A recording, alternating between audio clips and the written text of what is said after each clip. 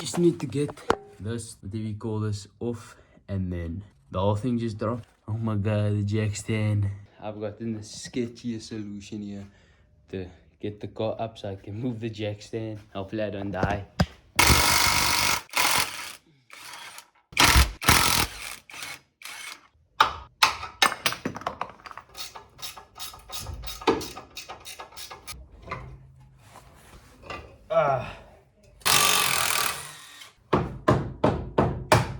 Come on, get out of there, boy. Let's take this to the table.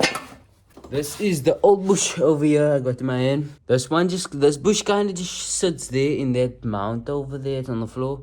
It's just the other one that goes there. That connects against the subframe. That's going to be hard. Now, I just need to take the other side out.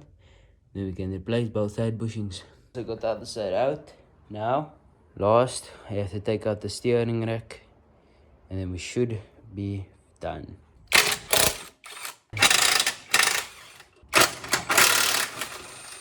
As we got the rack out, finally.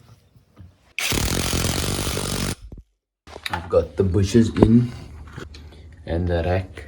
I think maybe the next suspension upgrade I want to do is get a new ball joint for here.